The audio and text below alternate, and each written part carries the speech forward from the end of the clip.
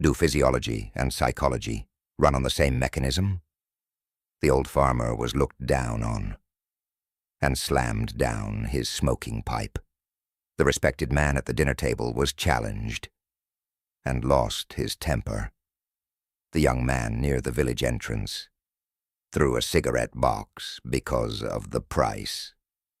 I stood behind the chopping block, constantly explaining myself. The young man who returned to the village could not enter the conversation. People kept moving around him. A passerby crossed a boundary with one sentence and eventually triggered conflict. At first glance, these situations look completely different. Some people confront, some stay silent, some leave, some keep proving themselves. The forms are different, the paths are different, the situations themselves are also different. But slowly, I began noticing something. These things always seem to appear around similar points, so I started looking back at them one by one. When people are looked down on, they push back. When they are doubted, they explain. When they are bypassed, they start becoming unnatural. When they are excluded, they slowly begin shrinking inward. These reactions are all different, but before any of them appear, something has already started changing. A sentence is spoken, a detail is exposed, a response is not received, a person is bypassed. None of those changes seem especially large. Nobody is injured, nobody loses food. The body itself is not in danger, but the state has already started changing. At first, that change feels small. It does not immediately interrupt everything, but it also does not fade away on its own. It stays there, keeps pressing upward little by little. Movements start changing. Breathing starts changing. Speech starts changing. Relationships start changing, until eventually action begins appearing.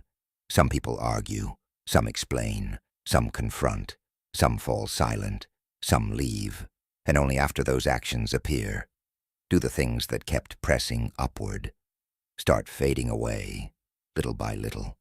After the argument ends, people slowly calm down. After the explanation finishes, people slowly stop. Once relationships start holding them again, the state starts becoming stable. Once boundaries are pulled back again, the conflict also starts fading away. And when I looked back at those processes again, I realized the same structure kept repeating itself. State appears, system loses balance, action appears, stability returns. Earlier, this structure appeared inside physical states: hunger, cold, danger, pain.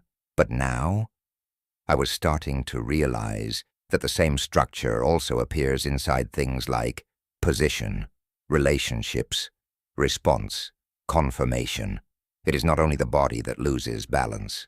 Position can lose balance too. Relationships can lose balance too. When someone is looked down on, doubted, bypassed, excluded, crossed over, the system also starts changing. Then, arguing, explaining, confronting, repairing, shrinking inward, those actions start appearing until stability returns again. By this point, the path was becoming clearer and clearer. Physiology and psychology did not seem to be two separate systems. They both seemed to run on the same mechanism. But slowly, I started realizing something else. Many behaviors do not end once stability returns. After eating, people continue moving forward.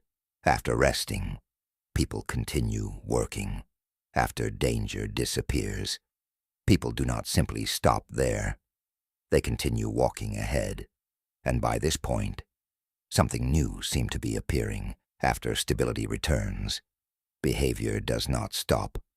Some actions actually continue expanding forward. And once that happened, a new question appeared. after stability returns, why does stable state begin amplifying behavior?